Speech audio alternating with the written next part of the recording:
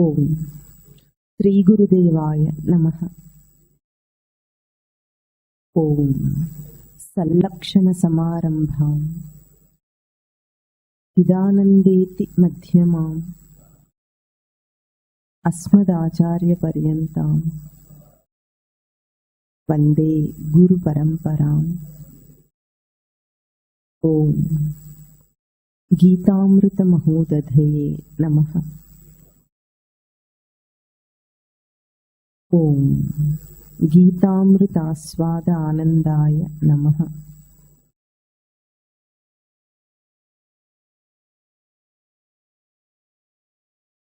మొదటి అధ్యాయం 27వ శ్లోకం నుండి చెప్తాం. 27వ శ్లోకం నుండి చెప్తాం. సమీక్ష్య స కౌంతేయః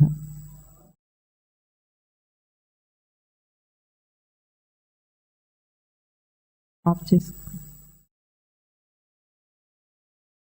తాన్ సమీక్ష్య స కౌంతేయః సర్వాన్ బంధూన్ అవస్థితాన్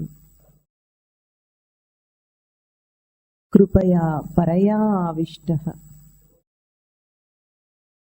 విషీదన్నిదమబ్రవీత్. అర్జున ఉవాచ దృష్ట్వైమాన్ స్వజనాన్ కృష్ణ యుయుత్సూన్ సముపస్థితాన్ సీదంతి మమ గాత్రాణి సీదంతి మమ గాత్రాణి ముఖం చ పరిశుష్యతి వేపథుశ్చ శరీరే మే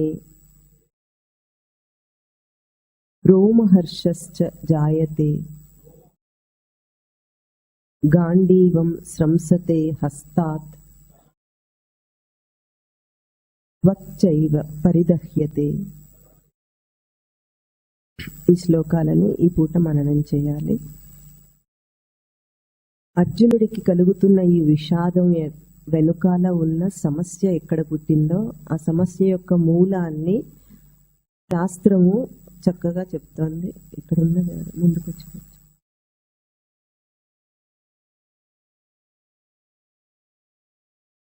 ఎందుకు ఇంతటి విషాదాన్ని పొందాడు అర్జునుడు? ఆ సమస్య యొక్క మూలం ఎక్కడుంది అంటే, గ్రహింపులో 2 రకాలైన దోషాలు కలుగుతాయి జీవుడికి. దాని శాస్త్రం ఎట్లా చెప్తుందంటే, ఒకటి అగ్రహణ దోషం, ఇంకొకటి అన్యథాగ్రహణ దోషం అంటారు. అగ్రహణ దోషం అంటే గ్రహించటానికి సమర్థత లేకపోవటం, అంటే అర్థం చేసుకోవటానికి సమర్థత సరిపోకపోతే ఏం చెప్తున్నామో వాడికి అర్థం కాదు. ఇది అగ్రహణ దోషం. ఇంతటితో సరిపోతుంది. ఏం చెప్పామో వాడికి తెలుసుకునే సమర్థత సరిపోవట్లేదు, అర్థం చేసుకునే తెలివి లేదు. ఇది అగ్రహణ దోషం. దీంతో పెద్ద దోషం రాదు.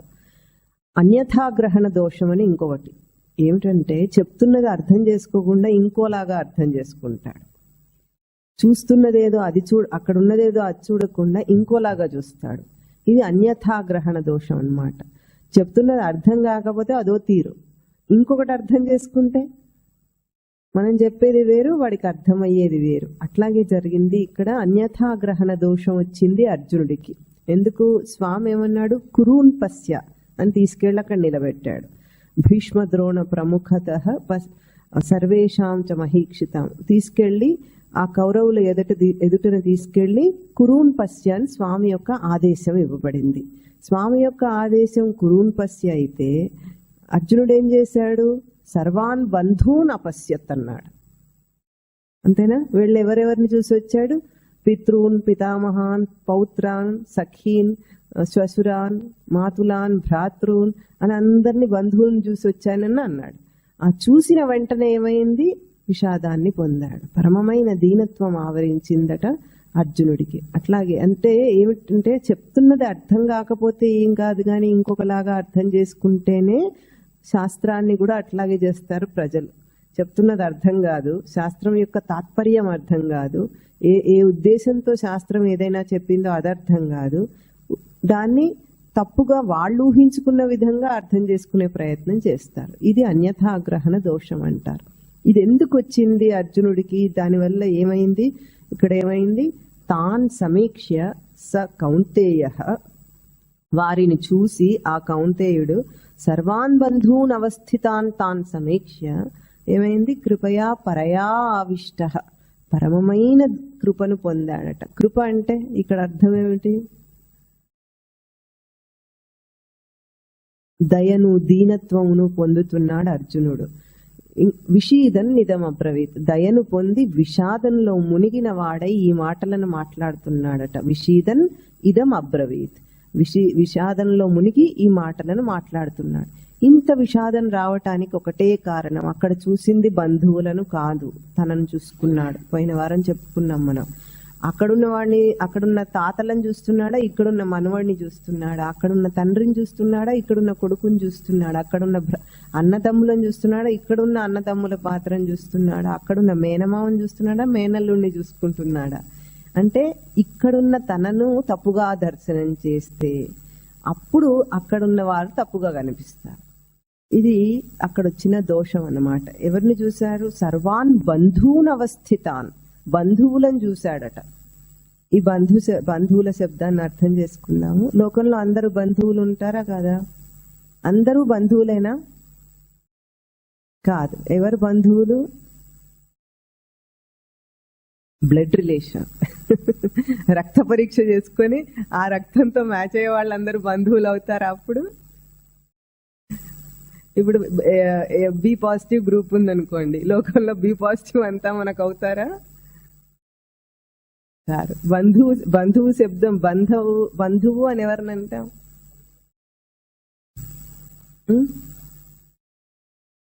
పదాన్ని అర్థం చేసుకొని చెప్పండి. బంధువు అనే పదాన్ని అర్థం చేసుకొని చెప్పండి.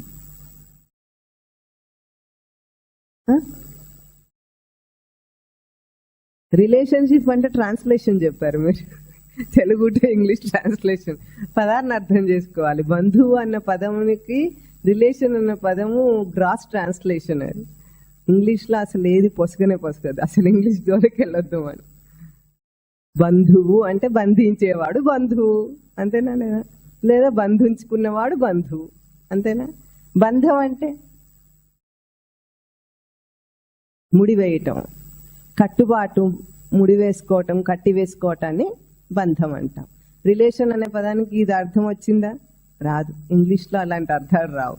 అంటే బంధువు ఎవరవుతారు, మనం ఎవరికి కట్టేసుకుంటామో వాళ్ళు మనకు బంధువులు అవుతారు. లోకమంతా బంధువులు కాదంటారు. కానీ వేదాంతం ఏమంటుంది, సృష్టిలో అందరూ బంధువులేనట. మీరు ఒప్పుకుంటారా? మనందరం బంధువులమా? మనం అంటే వీడిని కలుపుకోవచ్చా లేదా అని ఆలోచిస్తున్నారా? బంధువు అన్నా వీడేం మీ ఇంటికి వచ్చేయడు రేపే భోజనానికి గాని. అంటే ఒక పాట ఉంది మఠంలో, మాధవునికి అందరూ బంధువులే, మరి ఎందరికగును మాధవుడు బంధువు, సంస్కారము తీర్పును చెప్పును. మాధవుడికి అందరూ బంధువులేనట, మరి ఎందరూ మాధవుణ్ణి బంధువుగా చేసుకుంటారు? అట్లాగే సచ్చిదానంద స్మృతి స్వరూపంగా సృష్టి అంతా ఒకటే బంధుత్వంలో ఉంది కదా. జీవులుగా అందరం బంధువులమా కాదా? ఇంకేమైనా చెప్పాలా అక్కడ? ఇంకేం లేదు. ఇది సమానత్వమా కాదా? ఇంతకంటే గొప్ప సమానత్వం లోకంలో ఎక్కడన్నా ఉందా? ఇంకా అందరూ ఒకటే సమం జీవులుగా. సచ్చిదానంద స్మృతి స్వరూపంగా అయితే ఇంకా కొండ, గుట్ట, చెట్టు, చేమ, రాయి, రప్ప అందరూ ఒకటే సమానం అయ్యారా లేదా? ఇప్పుడు వేదాంతము సమానత్వానికి పరాకాష్ఠ. మరి లోకంలో అందరూ ఏం మాట్లాడతారు? సమానం సమానం అంటారు. ఎక్కడన్నా ఒక సమానత్వం చూపించండి చూస్తాను. వీడు సమాజంలో గాని సంఘంలో గాని ఎక్కడన్నా సమానత్వం ఉన్నది ఒక్క కేటగిరీ చూపించండి. మాటలకి సమానత్వం గాని ఎక్కడ సమానత్వం ఉండదు. ఉదాహరణకు ఒక చిన్న పిల్లవాడు అన్నాడట, ఇద్దరు స్నేహితులు ఉన్నారు. ఒక స్నేహితుడికేమో వాడికి ఎంసెట్ లో ర్యాంక్ వచ్చింది, మంచి ర్యాంక్ వచ్చింది, ఇంజనీరింగ్ కాలేజ్లో సీట్ వచ్చింది. ఇంకోటికేమో రాలేదు.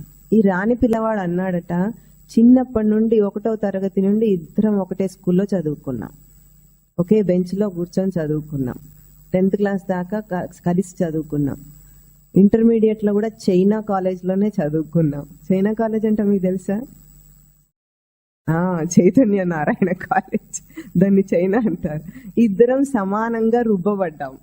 ఇద్దరం రుబ్బబడిన తర్వాత ఇద్దరం సమానంగా పరీక్ష రాసిన తర్వాత నాకెందుకు సీట్ ఇవ్వలేదు అంటున్నట్ట వీడు. మీరు చెప్పండి, సమాన హక్కుల ప్రజాస్వామ్యంలో బ్రతుకుతున్నాం కదా మనము. ఇక్కడెక్కడైనా సమానత్వం చూపిస్తుందా సమాజం? చూపించరే. మరి సమానం అంటారు, అందరు సమానంగా ఉండాలంటారు. సమానత్వం అక్కడ లేదు కదా. వాడికి తెలివి లేదు కాబట్టి మనము సీట్ ఇవ్వనన్నాం, అంతేనా?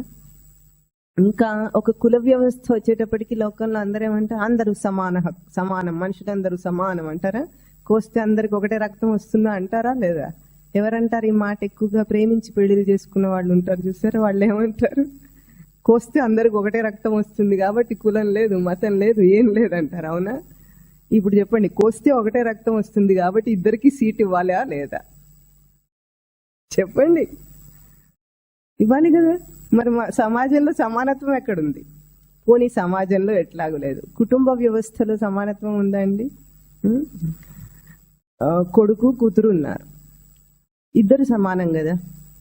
కూతురుకి చేసుకుంటే బయట నుండి ఒక అల్లుడు వస్తాడు పెళ్లి చేస్తే, కొడుకుకు పెళ్లి చేస్తే బయట నుండి ఒక కోడలు వస్తుంది. ఎట్లా ఉంటుందంటే గౌరవానికి మర్యాదకేమో అల్లుడు హై లెవెల్లో ఉంటాడు, ఆస్తిని ఇవ్వటానికి కోడలు హై లెవెల్లో ఉంటుంది. మర్యాద మాత్రం కోడలికి ఏం ఉండదు పాపం. గౌరవం ఉంటుంది ఏమన్నా? ఏం ఉండదు. ఏదో పనికి మాలినది అన్నట్టు ట్రీట్మెంట్ ఉంటుంది, ఏదో గతి లెక్క మా ఇంటికి వచ్చింది అన్నట్టు ఉంటుంది. అల్లుడికి మాత్రం ఎట్లా ఉంటుంది? ఇప్పుడే నారాయణుడే దిగొస్తే ఎట్లా మర్యాద చేస్తారో అల్లుడికి అట్లా మర్యాదలు ఉంటాయి. సమానత్వం ఉందా కుటుంబంలో ఎక్కడన్నా? లేదు. ఆస్తి పంపకాల దగ్గరకు వచ్చేటప్పటికి వీళ్ళకింత వాళ్ళకింత ఇస్తారా లేదా? కోడలికి ఇంత బంగారం ఇవ్వాలి, కూతుర్లకు అంత బంగారం. సమానత్వం ఉందా ఇక్కడెక్కడన్నా? లేదు. సమాజం ఎట్లా మాట్లాడుతుంది సమానత్వం గురించి? ఇంతకంటే ఇంకా ఆడవాళ్ళు మగవాళ్ళు ఉంటారు, అందరూ సమానం కదండి. మరి ఆడవాళ్ళకి రిజర్వేషన్ ఎందుకు చెప్పండి? సమాన తెలుగులతో మాట్లాడుతున్నారు కదా, సమాన హక్కులు మాట్లాడే వాళ్ళు ఎందుకు రిజర్వేషన్? మాకు అక్కర్లేదు అనద్దు వీళ్ళు. మేము సమాన తెలుగుతో చదువుకుంటాము, మాకేం మీరు రిజర్వేషన్ ఇవ్వక్కర్లేదు, మాకు తెలివితేటలు ఉన్నాయని అనాలి. మరి బస్సులో వాళ్ళకి ఫ్రీ సీట్లు ఇస్తారట, టికెట్లు. ఎందుకండి? మగవాడు కూర్చున్నా సీట్ అంతే ఆక్యుపై అవుతుంది, ఆడవాళ్ళు కూర్చున్నా అంతే ఆక్యుపై అవుతుంది. ఇప్పుడు వీళ్ళకి ఎందుకు? వీళ్ళు బలహీనులనా? ఎందుకు కావాలి వీళ్ళకి సమాన హక్కు? సమాన హక్కు అంటే ఏమిటి? అందరు సమానంగా ఉండటం. అంతేగాని ఒకరికి రిజర్వేషన్ ఇస్తే దాని అర్థం ఏమిటి? వీళ్ళు బలహీనులు, చేతగాని వాళ్ళనే కదా అర్థం. మరి వీళ్ళు ఏమైనా బలహీనులు? ఆడవాళ్ళు కాదు కదండి, చాలా ధైర్యంగా ఉండేవాళ్ళు, అన్నీ ఉన్నవాళ్ళు. మరి ఎందుకు అంటే ఏ సమాజం అయితే సమానత్వం గురించి మాట్లాడుతుందో అక్కడ ఎక్కడా సమానత్వం లేదు. అన్ని పై మాటల సమానత్వాలే, అంతటా భేదభావమే ఉంది. కానీ వేదాంతాన్ని అందరు ఏమనుకుంటారంటే ఎన్నో భేదాలు ఉంటాయి వీళ్ళకని అనుకుంటారు. అది సంస్కారంతో చూపించింది వేదాంతం. కానీ ఎందుకు కుల వ్యవస్థ ఉందో వాళ్ళకి అర్థం కాదు. ఏ ప్రాతిపదిక మీద, ఏ మూలాల మీద కుల వ్యవస్థ ఏర్పడిందో వాళ్ళకి అర్థం కాదు. ఈరోజు కాస్ట్ సిస్టమ్కి వేదాంత పరిభాషలో ఉన్న కుల వ్యవస్థకి సంబంధం లేదు. కాస్ట్ సిస్టమ్ వేరు, అది సమాజం ఏర్పాటు చేసుకుంది, పనికిరానిది. దేనికి అక్కడ ఏ బేసిస్ మీద పెట్టారో దానికి ఏమీ లేదు అక్కడ. కానీ సామాజికంగా కాకుండా ఒక సంస్కార భేదంతో కుల వ్యవస్థను ఏర్పాటు చేసింది ధర్మశాస్త్రం. అది సంస్కార భేదంతో ఉంటుంది కాబట్టి దాని విలువ వేరే. అట్లా ఇప్పుడు లేదు, అది లేదు, ఇది లేదు, మనుషులకు ఏది లేదు. అట్లాగే బంధువులు అని మనం ఎవరిని అనుకుంటామంటే మనని ఎట్లా ఊహించుకుంటామో దాన్ని బట్టి బంధువులు అనుకుంటాం. బంధువులు అంటే అందరూ సమానంగా బంధువులు ఎప్పుడవుతారు? జీవుడుగా తనని తాను అనుకుంటే బంధువులు అవుతారు. కానీ నేను దేహం అని ఒక పరిమిత అంశాన్ని చూస్తున్నాడు. ఇక్కడ అర్జునుడు చేసిన తప్పేమిటంటే నేను కురువంశీయుణ్ణి అనుకుంటున్నాడు. ఇప్పుడు నేను పాండవుణ్ణి, వాళ్ళు కౌరవులు అని ఇన్నాళ్ళు అనుకున్నాడు. వాళ్ళు కౌరవులు అన్నాడు, మేం పాండవులం అన్నాడు. ఇప్పుడు ఏమంటున్నాడు? కురువుని పశ్యాన్ స్వామి అంటే వాళ్ళు నా వాళ్ళు అన్నారు. అంటే నేను కూడా కౌరవుణ్ణే అంటున్నాడు. అంటే పురిటి వాసన వస్తుంది అర్జునుడి మాటల్లో అన్నమాట. పురిటి కంపు కొట్టడం అంటే తెలుస్తుందా మీకు? అట్లాగే నేను ఎంతైనా కురువంశంలోనే పుట్టిన వాడిని కదా అనుకుంటున్నాడు. కానీ పాండవులు ఎవరూ కూడా కౌరవ వంశానికి చెందిన వాళ్ళు కాదు కదా. నిజానికి పాండురాజుకు పుట్టారా వాళ్ళు? ఏమన్నా పుట్టలేదు. వాళ్ళందరూ దేవతావరములతో పుట్టిన వాళ్ళు అక్రమంగా సీసాల్లో పుట్టిన వాళ్ళు కౌరవులు. వాళ్ళ జననానికి వీళ్ళ జననానికి చాలా తేడా ఉంది. పాండవం అంటే ఒక పండిత ప్రవర్తన ఉన్నవాళ్ళు, వివేక ప్రవర్తన ఉన్నవాళ్ళు పాండవులు, స్వేచ్ఛా ప్రవర్తన ఉన్నవాళ్ళు కౌరవులు. ఇప్పుడు తనను తానేమనుకుంటున్నాడు, కురువంశీయుణ్ణి అనుకుంటున్నాడు. కురువంశీయుణ్ణి అనుకొని సమానం చేసుకున్నాడు. ఇది అర్జునుడు చేసిన చాలా గొప్ప దోషం. దీన్ని ఏమంటారంటే, ఇంకా ఎట్లా మాట్లాడుతున్నాడు, అసలు యుద్ధం చేయటం ఎందుకు వద్దు అంటాడు తర్వాత మాటల్లో. యుద్ధం చేయటం హింసా భావన అంటాడు అర్జునుడు. ఈ అహింసావాదం అర్జునుడికి గనుక నిజ దృష్టితో వచ్చి ఉంటే అహింసావాదన భగవద్గీత యొక్క అవసరం ఉండేది కాదు. ఎందుకంటే క్షత్రియులకు యుద్ధం చేయటము, శత్రువులను చంపేయటం, ఊచకోత కోయటం అనేది వాళ్ళకేం కష్టంగా ఉండదు. దయా దాక్షిణ్యాలు ఉండవు అక్కడ. ఉండకుండా ఎన్నో యుద్ధాలు చేశాడు అర్జునుడు. చేశాడా లేదా? ఎన్నో యుద్ధాల్లో గెలిచాడు. ఆ యుద్ధాల్లో వాళ్ళందరినీ చూసినప్పుడు నా వాళ్ళు చచ్చిపోతారని అన్నాడా? అనలేదు. ఇప్పుడు అంటున్నాడు. అంటే ఇప్పుడు వాళ్ళని బంధువులుగా చూస్తున్నాడా, శత్రువుగా చూస్తున్నాడా? శత్రువు స్థానంలో ఉన్న వాళ్ళని బంధువుని చేసుకున్నాడు. ఇది తప్పు అర్జునుడు చేసింది. అర్జునుడు కనుక అహింసావాది అయితే ఎట్లా ఉంటాడు? క్షత్రియుడు అయినప్పటికీ కూడా అహింసావాదం చూపించింది బుద్ధుడు. బుద్ధుడు ధనుర్ధారి, గొప్ప ధనుర్ధారి, ధనుర్విద్యలో ఆరితేరినవాడు. అంత గొప్ప ధనుహు విద్య ఉన్నప్పటికీ కూడా బుద్ధుడు ఎప్పుడు యుద్ధం చేయలేదు. ఒక పక్షిని కూడా చంపనిచ్చేవాడు కాదు ఆ బాణంతో, తనకున్న గురితో ఒక పక్షిని కూడా చంపని. అది అహింసావాదం, నిజమైన అహింసావాదం. ఇప్పుడు అర్జునుడు చూపిస్తుంది ఏమిటి? హింసావాదం. మమకారపు హింసలో ఉన్నాడు అర్జునుడు. ఎందుకు? మమకారం వెనుక ఎప్పుడు అహంకారం ఉంటుంది. నేను అని తనను ఇప్పుడు ఏమంటాడు తర్వాత, దృష్ట్వేమాన్ స్వజనాన్ యుయుత్సూన్ సముపస్థితాన్ స్వజనాన్ దృష్ట్వేమాన్ అంటే నా వాళ్ళు, స్వజనాన్ అంటే నా వాళ్లను, అక్కడ ఉన్నటువంటి సముపస్థితాన్ స్వజనాన్ యుయుత్సూన్ యుద్ధం చేయటానికి వచ్చిన నా వాళ్లని చూసి అప్పుడేమైంది? సీదంతి మమ గాత్రాన్ని, హే కృష్ణ సీదంతి మమ గాత్రాన్ని ముఖం చ పరిశుష్యతి. నా గాత్రములంటే ఇంద్రియాలు, గాత్రములంటే ఇంద్రియాలు, ఇంద్రియాలన్నీ పట్టుదప్పిపోతున్నాయట. పట్టుదప్పిపోయి ముఖం చ పరిశుష్యతి, నోరెండిపోతోందట. ఇంత కష్టం ఎందుకు వచ్చింది అర్జునుడి కంటే? ఇప్పుడు నా వాళ్ళు స్వజనాన్ని గుర్తించాలంటే, నా వాళ్ళెవరో గుర్తించాలంటే ముందు నేనెవరో తెలియాలి కదా. నన్ను నేనే తప్పుగా అనుకుంటే నా వాళ్ళు కూడా తప్పుగానే అనుకుంటాను. ఇప్పుడు తనను తాను కురువంశీయుడు అనుకుంటున్నాడు కాబట్టి వాళ్ళు నా వాళ్ళు అంటున్నాడు. తనను తాను పాండవుణ్ణి అంటే వివేకంతో ప్రవర్తించే ఒక సాధన నిశ్చయం కలిగిన వాడిని అని గుర్తించుంటే వాళ్ళందరూ ఎవరు? కామశత్రువులను గుర్తించేవాడు. అట్లా గుర్తించలేకపోతున్నాడు అర్జునుడు. అట్లాగే మనం కూడా అభౌతిక రంగంలో బ్రతుకుతూ అభౌతికమనే ఒక స్థానంలో ప్రవర్తిస్తూ కూడా మనం ఏం చేస్తాము? భౌతికమైన కట్టుబాట్లకు, భౌతికమైన వాటికే విలువనిచ్చి బ్రతుకుతాం. లేకపోతే ఒక చిన్న అలవాటును మార్చుకోవాలంటే భౌతికమైన విషయాన్ని ఆలోచిస్తున్నాం కానీ అభౌతికమైన మానసిక బలహీనతను ఆలోచించటం లేదు. ఒక వ్యసనం అంటే మానసిక బలహీనత. అది ఆ మానసిక బలహీనత వచ్చినప్పుడు మనం ఏం చేయాలి? మానసికంగా బలాన్ని కూర్చుకుంటే మనం అది ఆటోమేటిక్ గా వదిలేస్తాం. మానసిక బలం ఎప్పుడు వస్తుంది? సత్యాన్ని గ్రహిస్తే వస్తుంది. ఇప్పుడు ఏమంటున్నాడు? మమ గాత్రాన్ని సీదంతి, నా ఇంద్రియాలన్నీ కూడా పట్టుదప్పిపోతున్నాయి కృష్ణ అంటున్నాడు. పట్టుదప్పిపోవటం ఎప్పుడవుతుందండి? కాళ్ళు చేతులు ఆడకుండా ఎప్పుడవుతాయి మనకు?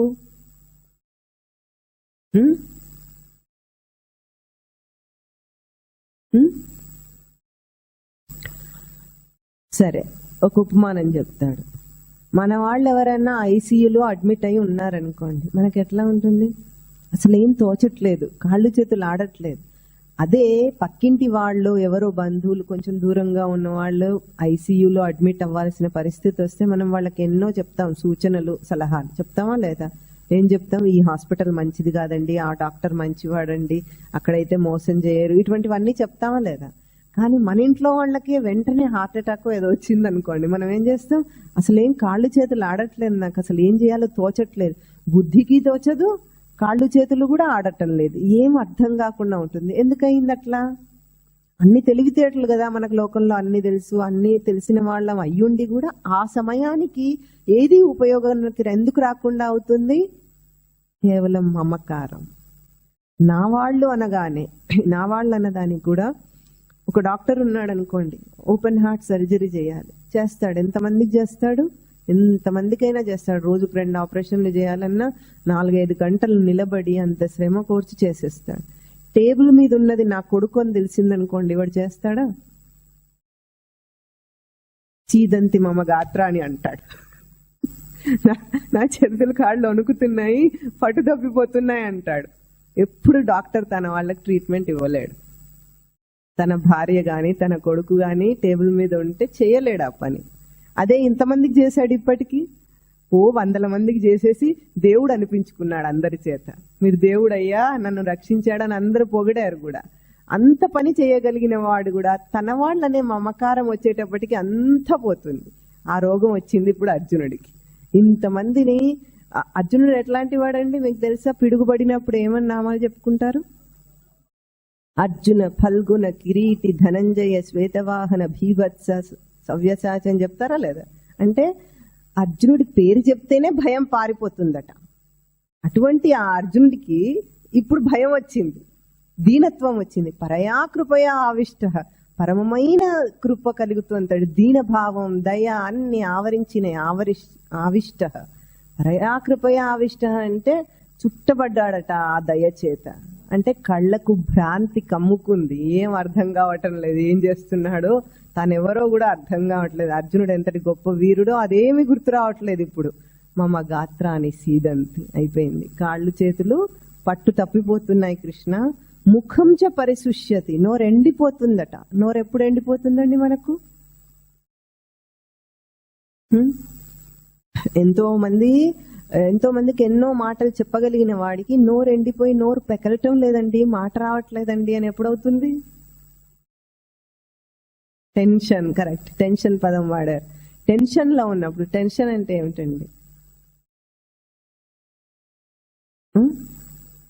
ఆందోళన కలిగినప్పుడు, టెన్షన్ కలిగినప్పుడు. ఇప్పుడు ఏంటి టెన్షన్ అంటే? మామూలుగా సైంటిఫిక్ భాషలో అయితే లాగినప్పుడు టెన్షన్ క్రియేట్ అవుతుంది, అవునా? లాగినప్పుడు టెన్షన్ క్రియేట్. ఇప్పుడు లాగుతోంది, కురువు నన్ను లాగుతోంది, ఆ లాగడంలో టెన్షన్ క్రియేట్ అయ్యి నోరు ఎండిపోతుందట. మాట్లాడటానికి ఏం మాటలు రావటం లేదు. ఇప్పుడు కేవలం నోరు మాట్లాడుతుందని అని అనుకున్నాం అనుకోండి, టెన్షన్కి నోటికి ఏమిటండి సంబంధం?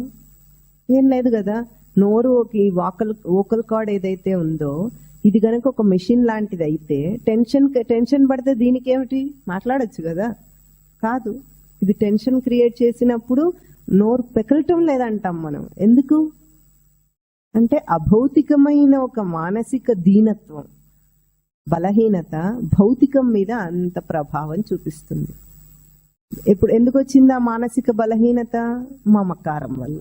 మమకారం అంటే ఏమిటంటే అహంకారము, మమకారం అంటే ఏమిటంటే అర్థం చేసుకోండి. అహంకారం అంటే గర్వం అనే కాదు అర్థం. ఇక్కడ వేదాంతంలో ఎప్పుడు అహంకారం అన్న పదం వాడినా లోకంలో మనం చెప్పుకునే గర్వం అని అర్థం కాదు. అక్కడ తనను తాను గుర్తించుకోవటం అహంకారం. నేను అన్న గుర్తింపు.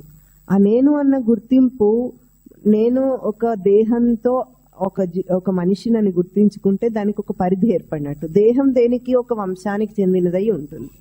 ఇప్పుడు నా వాళ్ళు ఎవరవుతారు? ఈ వంశానికి చెందిన వాళ్ళందరూ నా వాళ్ళు అవుతారు, మిగతా వాళ్ళందరూ పరాయి వాళ్ళు. అంతేనా? బంధువులు ఎవరవుతారు? మన వంశీయులే కదా బంధువులు, మిగతా వాళ్ళందరూ పరాయి వాళ్ళు. అంటే ఇది అపరిమిత స్వరూపుడైన తనకు పరిమితత్వమే హింస. అహంకారం హింస, మమకారం హింస. జీవుణ్ణి సచ్చిదానంద స్వరూపుడిగా ఈ సృష్టిలో గుర్తింపబడాలి. జీవుడిగా వాడిని రచన చేసింది సృష్టి. అటువంటి వాడు ఎప్పుడైతే మమకారానికి లోనవుతాడో ఆ సమయంలోనే మన బుద్ధియుక్తులు ఏం పనిచేయవు. ఎప్పుడైనా సరే మనకు తెలివి పనిచేయట్లేదంటే మనం అహంకారంలో ఉన్నాం లేదా మమకారంలో ఉన్నామని గుర్తించాలి. కష్టం వచ్చినప్పుడు ఒక సమయస్ఫూర్తి లేకుండా, ఏమీ తోచకుండా అయిపోయింది, మంచి చెడు విచక్షణ కూడా రావటం లేదు అన్నది అయింది అంటే అయితే మనం అహంకారంలో ఉన్నాం లేదా మమకారంలో ఉన్నాం. అప్పుడే మనిషి హింసించుకుంటాడు తనను తాను. మానసిక బలహీనత వస్తుంది అక్కడ. తర్వాత ఏమంటున్నాడు? వేపధుశ్చ శరీరేమే, కంపం కలుగుతుందంట శరీరంలో, వణుకుతుంది, కంపన కలుగుతుందంటే వణికిపోతుంది శరీరం. ఇంకా రోమహర్షశ్చ జాయతే, రోమాంచం కలుగుతుందట. అంటే ఏమిటి? వెంట్రుకలన్నీ నిక్కబుడుచుకుంటున్నాయట. గాంధీవం స్రంసతే హస్తాత్, గాంధీవం చేతిలోంచి జారిపోతోందట. పక్చైవ పరిదహ్యతే, చర్మం మండిపోతుందట. ఈ రోగ లక్షణాలన్నీ ఎవరికి వస్తాయండి? మామూలుగా అయితే ఇటువంటి లక్షణాలు ఎవరికి ఉంటాయి? కరోనా జ్వరం వచ్చిన వాళ్ళకి వస్తాయా? పట్టు తప్పిపోవటం ఎప్పుడవుతుంది? చికెన్ గునియా వస్తే అవుతుంది, అవునా? బాగా జ్వరం ఉన్నప్పుడు శరీరం వణుకుతుందా లేదా? వణుకుతుంది. వేపదుష్ట శరీరం అంటే బాగా జ్వరం వచ్చింది అర్జునుడికి, హై టెంపరేచర్ 104, 105 వచ్చినట్టుంది. తర్వాత రోమహర్షస్తు జాయతే, ఇంకోటి ముఖం చ పరిశుష్యతి, నోరంతా ఎప్పుడు ఎండిపోతుంది? హై టెంపరేచర్ లో నోరు ఎండిపోతుందా లేదా? రోమహర్షస్తు జాయతే, ఎప్పుడు రోమాలు నిక్కబడుచుకుంటాయి. గూస్ బంప్స్ అంటారు తెలుసా? ఎప్పుడు వస్తుందండి అది?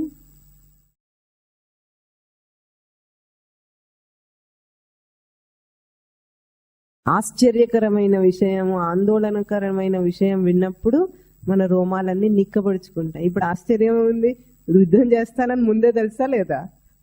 వీళ్ళని చంపడానికి కదా అంత ఏర్పాట్లు చేసుకున్నాడు. ఒక్కొక్కరిని చంపడానికి పాశుపతాస్త్రం అని, ఆ అస్త్రం అని, ఈ అస్త్రం అని కూర్చుకున్నాడా లేదా? ఇందులో ఆశ్చర్యకరమైన విషయం ఇప్పుడు ఏమిటంటే, నా వాళ్ళు అనుకోవటం ఆశ్చర్యకరమైన విషయం అది. తర్వాత గాంధీవం స్రంసతే హస్తాత్, గాంధీవం ఏమిటండి? అర్జునుడి అభిమానం, గాంధీవం, ప్రైడ్ ఆఫ్ అర్జున.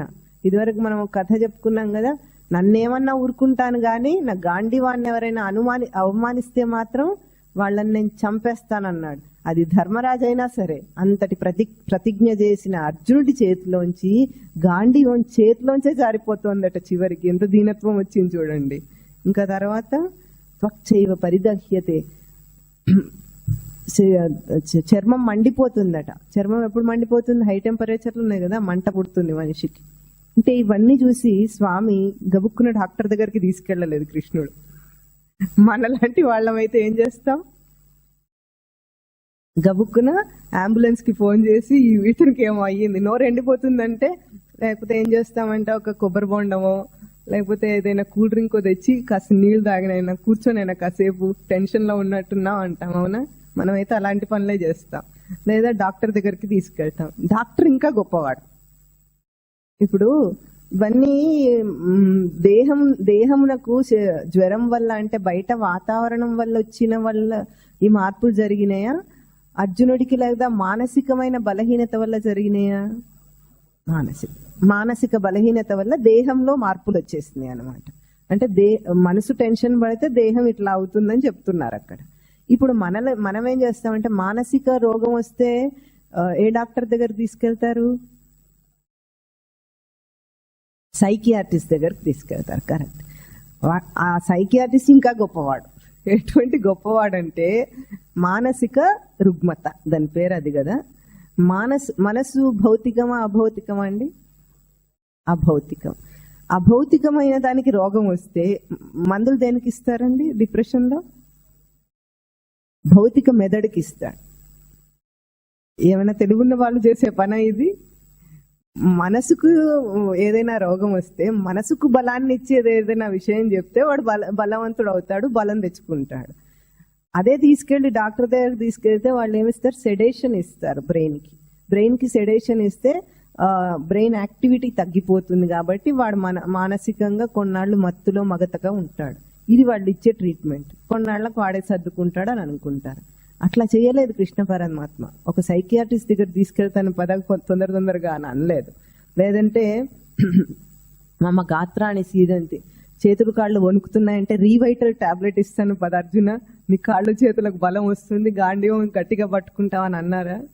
రీవైటల్ కూడా పనికిరాదు. ఇంకేమన్నారు? కూల్ డ్రింక్స్ ఇవ్వలేదు, కొబ్బరి బొండాలు ఇవ్వలేదు, ఏమి ఇవ్వలేదు. చల్లబడటానికి ఏమైనా ఏసీ వేసాడా? చర్మం మండిపోతుందంటే ఏసీలో కూర్చోబెడితే చల్లబడతాడు కదా, అట్లా కూడా చేయకుండా ఎత్తడంతోనే 2-3 తిట్లు తిట్టాడు స్వామి. స్ట్రాంగ్ తిట్లు, మామూలు తిట్లు కాదు అవి. తిట్లలోనే హై లెవెల్ తిట్లని తిట్టాడు. మనం ఏం చేస్తాం? పిల్లలు ఏడిస్తే పోనీ నాన్న ఏడొక సరే నువ్వు అన్నట్టే చేస్తా. అంటామా? 5-6 నిమిషాలు ఏడిస్తే, ముందు పూర్వకాలం ఏమన్నారు, ఏడిస్తే వాడి కుండలో ఉన్న పైత్యం పోతుంది కన్నీళ్ళలో, అప్పుడు వాడే కుదురుకుంటారని వదిలేసేవాడు. ఇప్పుడు తల్లిదండ్రికి అంత ధైర్యం ఎక్కడుంది చెప్పండి? ఏడవనివ్వరు వాడిని. వాడే ఏడవడు, వాడిని ఏడవనివ్వరు వీళ్ళు. ఏడవకుండా సరే నాన్న, సరే సరే, నువ్వు ఏదంటే అది, నీకేం కావాలో చెప్పు, ఇప్పుడు ఏం కావాలి, సరే ఓకే గ్రాంటెడ్. అట్లా చేశాడా కృష్ణ పరమాత్మ? బాగా ఏడుస్తున్న వాళ్ళని పూర్వకాలం ఏం చేస్తారు ఏడుపు ఆపించడానికి? తెలివున్న తల్లిదండ్రులు అయితే చెంప మీద లాగి ఒకటి ఇస్తారు, అప్పుడు నోరు మూసుకుంటాడు. ఇప్పుడు చెంప మీద లాగి ఇవ్వరు. సరే సరే అంటే వాడికి ఏం అలవాటు అవుతుంది జీవితంలో, నేను ఏడవగానే ఏదంటే అది అవుతుంది అనుకుని వాడు అనుకుంటాడు. అనుకొని ప్రతిదానికి ఒకటే అస్త్రం, కాస్త ఏడిస్తే మన అమ్మ నాన్న కరిగిపోతారు. ముందే బలహీనులు తల్లిదండ్రి. మానసిక బలహీనత వీళ్ళకుంది, పిల్లలకు కాదు. ఈ బలహీనతతో పెంచి పెంచి వాళ్ళని ఒక ఉన్మాదులుగా తయారు చేస్తారు.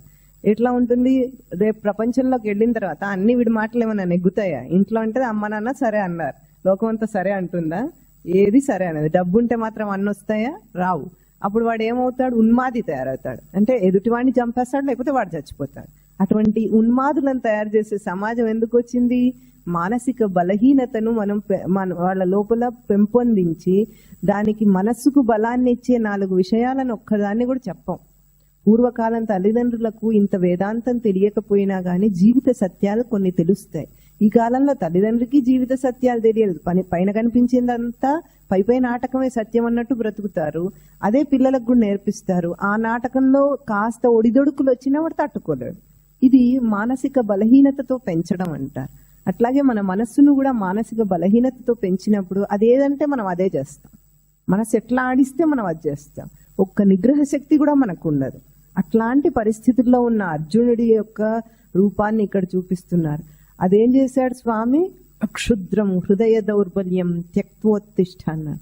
ఈ హృదయ దౌర్బల్యం, హృదయంకు నీకు వచ్చిన దుర్బలత్వం క్షుద్రమైంది, నీచమైంది, దాన్ని వదిలిపెట్టి లే అన్నాడు. తిట్టడమే ఎత్తడమే తిట్లే. అట్లా ఉంటారండి ఎవరన్నా? అట్లాగే ఉండాలి, అట్లాగే ఉండాలి. మనం ఏమనుకుంటాం, లోకంలో మమకారంలో నాది నా వాళ్ళని చాలా దయ కరుణ ప్రేమ చూపించడం చాలా మంచిది అనుకుంటామా? అదేమైనా తప్ప అండి?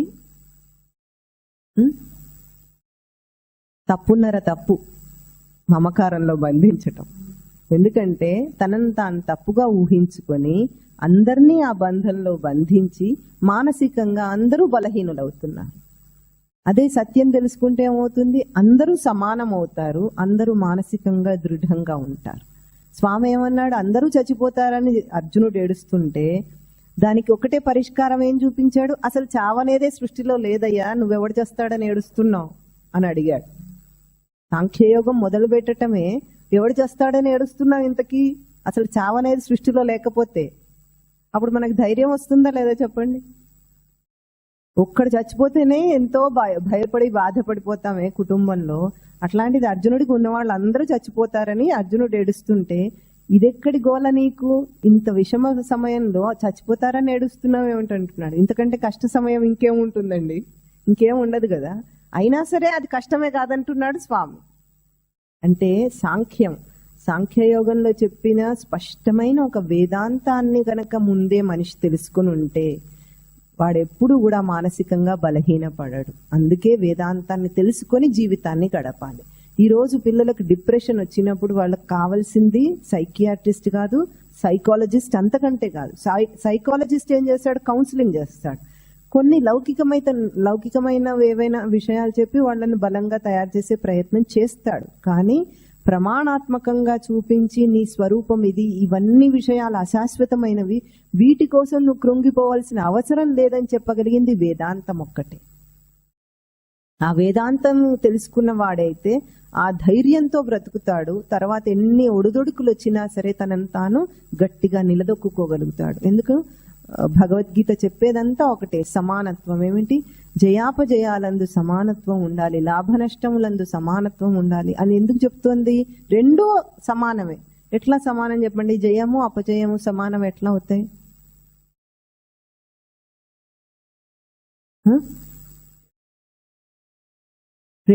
రెండు సమానం ఎట్లా అంటే రెండు అశాశ్వతం కదా. లౌకిక దృష్టిలో జయము, లౌకిక దృష్టిలో అపజయము రెండో అశాశ్వతమే కదా. ఈ రోజు గెలిచిన వాడు మళ్ళీ రేపు ఓడిపోతాడు. వాడు క్రియేట్ చేసిన ఒక ఏమంటారు రికార్డ్ ఉంటుంది కదా, అది ఎవరో వచ్చి బీట్ చేయరా? రేపు ఓడిపోయావు కదా, ఈ రోజు గెలిచావు. నిన్న గెలిచిన వాడి మీద నువ్వు గెలిచావు ఈ రోజు, రేపు మళ్ళీ నీ మీద ఇంకొకటి గెలుస్తాడు. రెండు లౌకికము అశాశ్వతము, రెండు సమానమే కదా. అందుకే జయం వచ్చినప్పుడు పొంగిపోనక్కర్లేదు, అపజయం వచ్చినప్పుడు కృంగిపోను అక్కర్లేదు. తాత్కాలికం అదంతా. ఆ తాత్కాలిక నాటకం కోసము తనను తాను నీచుడిని అనుకొని, పనికిరాని వాడిని అనుకొని ఇదంతా అవసరం ఆ మనిషికి? అవసరం లేదు. ఇటువంటి ఒక సమాన దృష్టితో ధైర్యంగా బ్రతకగలిగినప్పుడు మనిషి జీవితం వేరుగా ఉంటుంది. అంటే లోకంలో కూడా కష్టాలు వచ్చినప్పుడు నిలదొక్కుకోవటం అంటాం మనం. ఆ కష్టాలు వచ్చినప్పుడు నిలదొక్కుకోవటము, కృంగిపోవటము రెండు జరుగుతాయి. దీనికి ఒక వెస్టర్న్ ఫిలాసఫర్ బయటికి వెళ్ళి మాట్లాడుకో. దీనికి ఒక వెస్టర్న్ ఫిలాసఫర్ ఒక ఎక్స్పెరిమెంట్ చేశాడట ఒకసారి. ఏమిటంటే, విపత్కర పరిస్థితులు వచ్చినప్పుడు మనిషి ఎట్లా ప్రవర్తిస్తాడని చూడటానికి ఒక ఎక్స్పెరిమెంట్. ఏమిటంటే, ఇప్పుడు ఒక మరుగుతున్న నీరుంది. ఆ మరుగుతున్న నీటిలో ఒక కప్పని తీసుకుని వేసామనుకోండి, అది ఏమవుతుంది?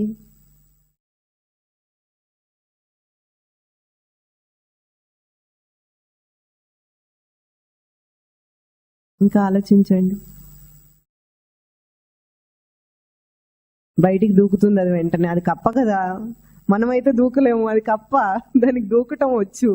అది ఏం చేస్తుంది? ఆ వేడి పరిస్థితుల్లోంచి తనని తాను అది బయటపడేసుకుంటుంది చక్కగా, అది బయటపడి బ్రతుకుతుంది.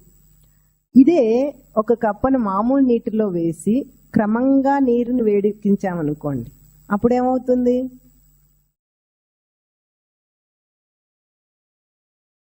అది ఆ ఉష్ణోగ్రతకు తనను తాను సమానం చేసుకునే ప్రయత్నం చేస్తుంది అంటున్నారు. బాడీ టెంపరేచర్ని కంట్రోల్ చేసుకుంటుందని. అక్కడ ఏమవుతుందంటే, ఆయన చేసిన ఎక్స్పెరిమెంట్ లో ఇది నిర్ధారణ అయింది. వేడివేడి నీళ్లలో వేస్తేనేమో అది బయటపడుతుంది. అదే క్రమంగా వేడి చేసిన నీళ్లలో వేస్తే అది ఏం చేస్తుందంటే, కొద్దిగా వేడెక్కితే సరే అడ్జస్ట్ చేసుకుందాం అనుకుంటుంది, ఇంకొంచెం వేడెక్కితే కూడా అడ్జస్ట్ చేసుకుందాం అనుకుంటుంది. అట్లాగే అనుకొని వేడి అది దాటిపోయింది అనుకోండి, అది దానికి సమన్వయం చేసుకోవటం దాటిపోతే అది చచ్చిపోతుంది. అట్లాగే సగటు మనిషి ఇట్లాగే చచ్చిపోతున్నాడు. విపత్కర పరిస్థితులు ఏమీ రావు, కానీ కష్టాలు వస్తూనే ఉంటాయా లేదా? కష్టాలు వచ్చినప్పుడు విచారణ తీసుకొచ్చుకోడు. ఏం చేస్తాడు? అడ్జస్ట్ చేసుకుందాం, జీవితం అంటే ఇంతే, జీవిత సత్యం ఏమిటని ఆలోచించాడు. వాటికి ఏదో రాజీ పడి బ్రతకటం నేర్చుకొని అందులోనే ఉండి చివరికి చచ్చూరుకుంటాడు.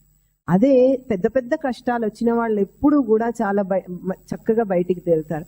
పెద్ద వ్యాపారం మునిగిపోయింది అనుకోండి, అట్లాంటి సమయంలో రెండు ఉంటాయి. ఒకడేమో ఆత్మహత్య చేసుకుంటాడు, ఇంకొకడు దాన్ని తట్టుకొని నిలబడి మళ్ళీ ఆ స్థాయికి ఎదిగే ప్రయత్నం చేస్తాడా లేదా లోకంలో? అంటే విపత్కర పరిస్థితి వచ్చినప్పుడు విచక్షణ అపరిమితంగా పెరిగిపోతుంది మనిషికి, లేదా కృంగిపోతాడు. ఈ రెండు జరుగుతాయి.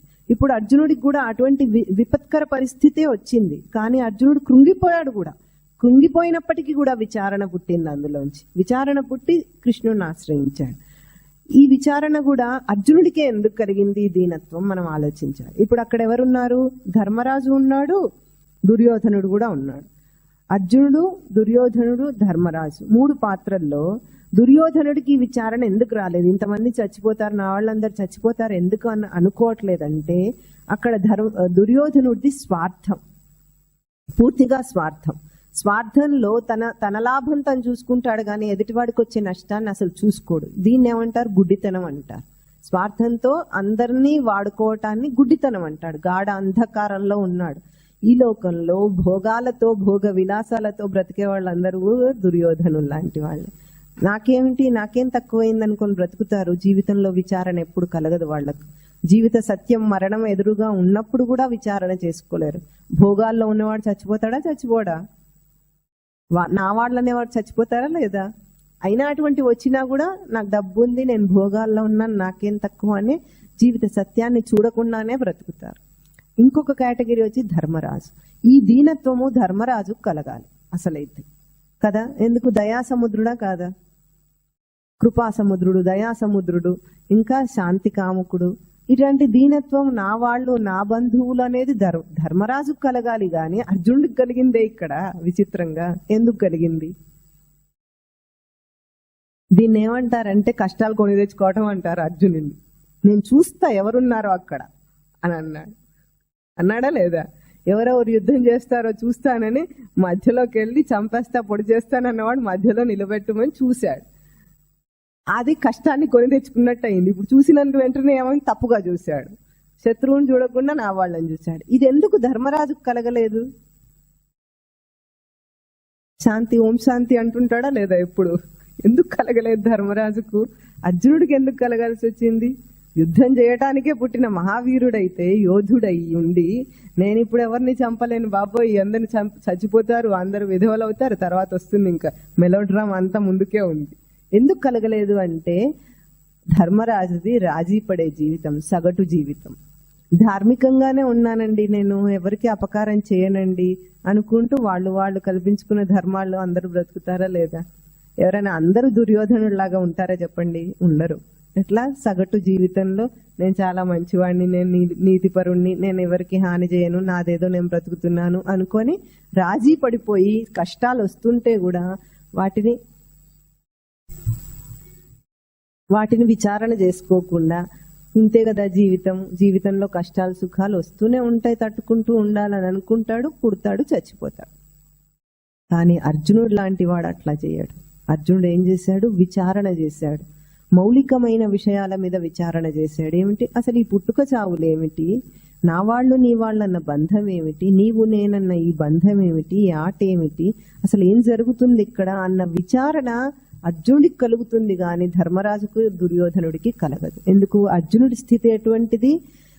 కేవలం దుర్యోధనుడిలాగా పశుత్వపు స్వార్థంతో బ్రతికే అంధకారం కాదు. అర్జునుడు మానవ జన్మనెత్తి వివేక లక్షణాలతో సాధనకు అర్హతతో పుట్టిన ఒక ఉత్తమ మానుష జన్మ అర్జునుడిది. ఎంత దాకా అంత సరిపోదు, మనిషిగా వస్తే సరిపోదు. జీవుడికి ఏమవ్వాలి? మాధవుడు అవ్వాలి. ఇప్పుడు మానుష స్థితి నుండి మాధవ స్థితికి ఎదగాలి. కాబట్టి ఇక్కడ ఆ ట్రాన్సిషన్, ఆ మధ్య ఆ బంధం మనిషిని అటు ఇటు లాగుతున్నప్పుడు దాన్ని తెంచుకొని మాధవ స్థితికి ఎదగగలగాలి. అది సమానత్వం. జీవుడుగా తనను దర్శించగలగాలి, సచ్చిదానంద స్మృతిగా తనను తాను దర్శించగలగాలి. ఆ స్థితికి ఎదగగలడు. ఇప్పుడు చూడండి, పశుపక్ష్యాదుల కంటే మానవుడు ఎంత గొప్పగా బ్రతుకుతాడు. పశుపక్ష్యాదులకు పిల్లలు ఉంటారు కదా, ఉన్నారా లేరా? చక్కగా మనకంటే ఎక్కువ మంది పిల్లలు పుడతారు వాటి జీవితకాలంలో ఎంతమంది పిల్లల్ని పుడతారో లెక్క కూడా లేదు. ఒక కుక్కకు అది కనటానికి 4 పిల్లల్ని కంటుంది, కానీ వాటి మీద దానికి బంధం ఉంటుందా? ఉండదు. వాటి గురించి పట్టించుకుంటుందా? అసలు పట్టించుకోదు. అది 4 రోజులు ఆ పాలు తాగితే తర్వాత దాని వాటి దారి వాటిదైపోతుంది. మనిషి ఎట్లా ఎదిగాడు? పిల్లల్ని కనట్లా వదిలేస్తున్నారా? ఎందుకు? మానసికమైన ఒక బంధాన్ని ఏర్పరచుకుంటున్నాడు మనిషి. అంటే స్థూలత్వాన్ని దాటి మానసిక స్థాయిలో బ్రతుకుతున్నాడు. ఇప్పుడు ఆ మానసిక స్థాయిని కూడా ఇంకా వివేకం చేత సమాన స్థాయికి తీసుకెళ్లగలడు. ఇప్పుడు మనం ఎక్కడ ఆగిపోయాము? మానసిక స్థాయిలో బంధాన్ని ఏర్పరచుకుని ఆ స్థితిలో ఆగిపోయాం. ఇది లోవర్ లెవెల్ ఆఫ్ కాన్షియస్నెస్ అంటారు. ఇంకా హయ్యర్ లెవెల్ ఆఫ్ కాన్షియస్నెస్ కి ఎదగాల్సిన వాడు మనిషి. ఈ బంధాల్లో ఇరుక్కోవలసిన వాడు కాదు. స్థూలత్వం నుండి మానసిక స్థాయికి, ఆ భౌతిక స్థాయికి వచ్చాడు. మానసిక బంధాలను ఏర్పరచుకున్నాడు, మంచి చెడు విచక్షణను ఏర్పరచుకున్నాడు. ఈ బుద్ధితో మనస్సుతో పనిచేస్తున్నావా లేదా? మనం అన్ని విషయాల్లో కూడా. ఆ పశువు పని చేయలేకపోతుంది, దానికి కూడా మనసు బుద్ధి ఉన్నాయి, పరిమితంగా ఉన్నాయి. దానికి కూడా శరీరంతో బంధమే, కానీ పరిమితంగా ఉంది, వదిలేస్తుంది. కానీ మనం వాటిని ఒక ఎమోషనల్ బాండింగ్ లెవెల్కి తీసుకెళ్తున్నాం. కానీ మనం ఇక్కడ ఆగిపోతే ఏమవుతుంది? ఈ బంధంలో ఇరుక్కుంటాడు. అట్లా కాకుండా ఇంకా ఎమోషనల్ లెవెల్ని పెంచాలి. పెంచితే ఏమవుతుంది? ఏ మనస్సుతో ఈ బంధాలు ఏర్పరచుకుంటున్నామో ఆ మనస్సుకు ఆధారమైన ఒక గ్రహింపు ఉంది కదా. ఆ గ్రహింపు ఏమిటి? నేను అన్న గ్రహింపు లో ఎవరైనా ఎదుటి వ్యక్తిని ఏమని సంబోధన చేస్తారు? నీవు అంటారు, అవునా? నీవు ఎప్పుడు వస్తావు అని అడిగారు అనుకోండి, అతను ఏమంటాడు? నేను సాయంత్రం వస్తాను అంటాడు. మనం ఏమన్నాం? అతన్ని నీవు అన్నా. అతనేమంటున్నాడు? నేను అంటున్నాడు. ఎంతమందిని మనం ఎప్పుడు కూడా నీవు అనే అంటాం. అంతమంది ఏమంటారు? నేను అనే అంటారు. నీవు నీవు అని మనం అంటుంటే నేను అన్న పాట వాళ్ళు పాడుతుంటారు. నేను ఎందుకు అంటున్నాడు నీవు అన్న పిలిస్తే? అంటే నేను అన్న గ్రహింపే మనకుంది కానీ నీవు అన్న గ్రహింపు మనం తీసుకోము. పరాయి గ్రహింపు లేదు మనకు స్వరూప గ్రహింపు ఉంది. నేను నేను అనే అంటాం. అందరికీ అదే ఉంది, అందరూ నేననే అంటారు. ఆ భాషలోనే ఎంత విజ్ఞానం దాగుండి చూడండి. నీవు నేనుల ఆట మనం ఆడుతున్నప్పుడు అందరికీ నేనన్న గ్రహింపే ఉంది. ఆ గ్రహింపు ఎక్కడి నుండి వస్తుంది? మనసుకు సచ్చిదానంద స్మృతి నుండి వస్తుంది. నేను చేస్తున్నాను, నేను చూస్తున్నాను, నేను నడుస్తున్నాను, అన్ని నేను గ్రహింపుతో ముడిపెట్టి మాట్లాడే మనము ఈ నేను అనే గ్రహింపేమో అభౌతికం, చేస్తున్నాను చూస్తున్నాను అని అవన్నీ ఏమైనా భౌతిక చేష్టలు. వీటికి రెండింటికి లింక్ పెట్టి మనం అక్కడ మాయలో పడిపోతున్నాం, మమకారంలో పడుతున్నాం. ఆ నేను యొక్క గ్రహింపు సరిగ్గా తెలిస్తే ఈ మమకారపు బంధం ఉండదు, ఈ మమకారపు మాయ మనిషికి ఉండదు. అప్పుడు మమకారం తొలగితే గాని వాడు ఉన్నత స్థాయికి ఎదగలేడు ఎప్పుడు కూడా. కనుకనే ఇక్కడ స్వామి ఏం చేసే ప్రయత్నం చేస్తున్నారు? బోధ చేసే ప్రయత్నం చేస్తున్నారు. ఎందుకు? ఇన్ని మాటలన్నీ మాట్లాడేదంతా కూడా మమకారపు మాటలు మాట్లాడుతున్నాడు గాని అహింస లేదు అర్జునుడి దగ్గర. మమకారం గొప్ప హింస. ఎందుకు? వేరే వాళ్ళని వేరు చేయాలంటే నేను వేరైపోవాలి కదా. వీళ్ళు నా వాళ్ళు కాదు అని అంటున్నాం, వీళ్ళు నా వాళ్ళు అన్నాం అంటే ఇతరులందరినీ వేరు చేసిన వాడు. ఇది హింసయా కాదా? సమానత్వం లేనే లేదు అక్కడ. కనుక ఇది తనకు తానే పెట్టుకుంటున్న ఆత్మహింస. అర్జునుడు చేస్తున్నది ఏమిటి? ఆత్మహింస చేసుకుంటున్నాడు. కాబట్టి దాన్ని తొలగించే ప్రయత్నం చేస్తున్నాడు అక్కడ మాధవుడు. ఇక్కడ ఎట్లా ఉంటుందంటే మొదటి అధ్యాయం ఇక్కడ నుండి చివరి దాకా ఎంత దాకా అర్జున ఉవాచ శ్లోకాలు ఉన్నాయో అక్కడి దాకా కూడా శాంతి కోసమే పరితపించి మాట్లాడుతున్నట్టు అర్జునుడి వాక్యం ఉంటే, తర్వాతనేమో స్వామి ఇదేమిటి అని దీన్ని తొలగించి నువ్వు యుద్ధం చేయని హింసకు ప్రేరేపణ చేస్తున్నాడని అనుకుంటారు అందరూ. నిజానికి అర్జునుడిది హింస, స్వామిది అహింస. దీన్ని అర్థం చేసుకోవటంలో మన భావం వేరుగా ఉంటుంది. కనుక ఈ మొదటి అధ్యాయం మన మానసిక స్థితిని అక్కడ వ్యక్తం చేస్తుంది. ఇక్కడ ఈ 2 శ్లోకాల్లో కూడా అర్జునుడు వ్యక్తం చేసిన ఈ శరీరంలోని కలిగే మార్పులను చూపించాడు. ఈ శరీరంలోని కలిగే మార్పులన్నీ కూడా బయటి వాతావరణం వల్ల వచ్చిన మార్పులు కాదు. మానసిక దుర్బలత్వము, మానసిక బలహీనత పొందినప్పుడు మనిషి దేహం కూడా దుర్బలం అయిపోతుంది. అందుకే లోకంలో అందరికి కావాల్సింది ఫిజికల్ ఫిట్నెస్ కంటే ముందు ఎమోషనల్ ఫిట్నెస్, ఇంటలెక్చువల్ ఫిట్నెస్. ఇది మనిషికి నేర్పించాల్సింది. మనం ఏం చేస్తాం? యోగాసనాలు వేస్తారు. దేనికండి? అయితే ఫిజికల్ ఫిట్నెస్ ఉండొద్దా అంటే, ఫిజికల్ ఫిట్నెస్ ఉంటే ఒక స్థాయి దాకా మెయింటైన్ చేయాలి. కానీ ఫిజికల్ ఫిట్నెస్ మొత్తం కాదు. ఎంత బలశాలి అయినా, ఇక్కడ అర్జునుడు బలశాలే కదా, వీరుడు ధీరుడు అన్ని అయినప్పటికీ ఎమోషనల్ గా అతను అంటే ఒక మానసిక దుర్బలత్వం పొందితే ఇదంతా పనికి రాకుండా అయిపోయింది. అదే ఒక ఎమోషనల్ లెవెల్లో ఫిట్ గా ఉండే, ఇంటలెక్చువల్ లెవెల్లో ఫిట్ గా ఉన్న మనిషి అయితే క్యాన్సర్ ని కూడా జయించగలడు. క్యాన్సర్ ని కూడా జయించిన కొన్ని కేసెస్ లో వాళ్ళు చెప్పింది ఒకటే, ఏమిటంటే దాన్ని జయించగలనన్న విశ్వాసం, ఆత్మవిశ్వాసం మనిషికి ఉంటే భౌతికంగా వచ్చిన దాన్ని కూడా జయించగలడు. అంటే మానసిక దుర్బలత్వం ఉంటే శారీరక దుర్బలత్వం వస్తుంది. శారీరక బలం ఉన్నంత మాత్రం చేత మానసిక బలం రాదు. మానసిక బలం ఉంటే శారీరక బలం అదే వస్తుంది. ఇది తేడా అన్నమాట. మనం చేస్తున్నది కూడా లోకంలో బ్రతకటంలో కూడా ఈ 2 తేడాలు మనం చూడాలి. భగవద్గీతకు ముందు అంటే భగవద్గీతను అర్థం చేసుకోవటానికి ముందు ఒక స్థాయి పరిపక్వత మనుషుల్లో రావాలి. ఆ పరిపక్వత ఏమిటి అంటే కేవలం స్థూల విషయాలు, స్థూల జీవితమే సత్యం అనుకునేవాడు భగవద్గీత బోధన అర్థం చేసుకోలేడు. ఇక్కడ చెప్పబోయే బోధంతా కూడా స్థూల విషయాలతో పోల్చి ఉండదు. సూక్ష్మమైన తన స్థితి అంటే మానసిక స్థితి, బౌద్ధిక అంటే బుద్ధిపరమైన స్థితి, అంతకంటే మించిన సచ్చిదానందపరమైన స్థితి అక్కడ చాలా గొప్పగా ఉంటుంది. కాబట్టి దీన్ని అర్థం చేసుకోవటం ముఖ్యమన్నది ప్రథమ అధ్యాయంలోని సారాంశం.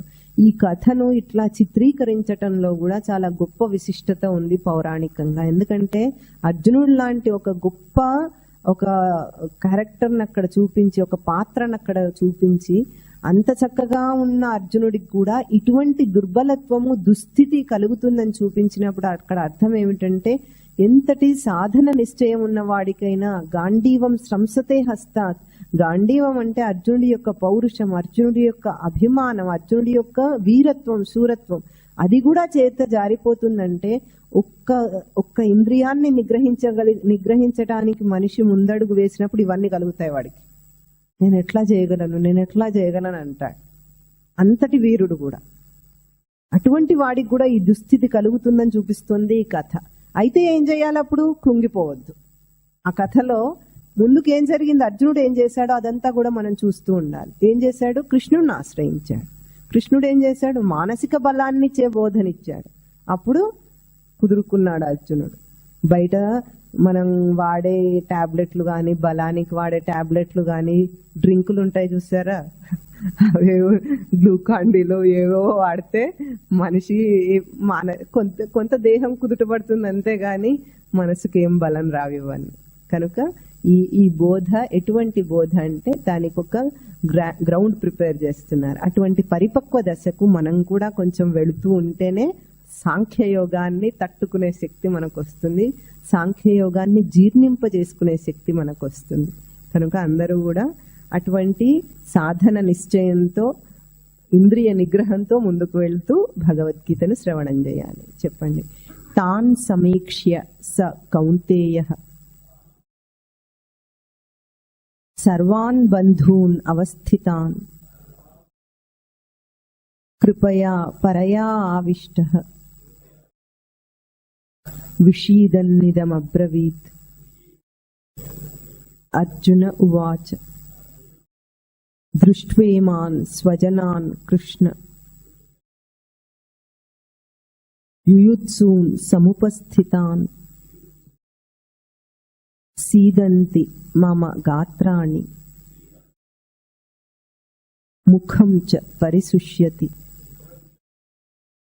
వేపధుశ్చ శరీరే మే రోమహర్షశ్చ జాయతే గాంధీవం శ్రంసతే హస్తాత్ త్వక్చైవ పరిదహ్యతే. వీటిల్లోనేమో దేహం మీద మార్పు చూపిస్తున్నారు. వచ్చే వారం నుండి చెప్పేది మనసు మీద ఎటువంటి ప్రభావం పడుతుందో దుర్బలత్వం వల్ల ఆ శ్లోకాలు వస్తాయి. అవి చూద్దాం. ఓం తత్ సత్.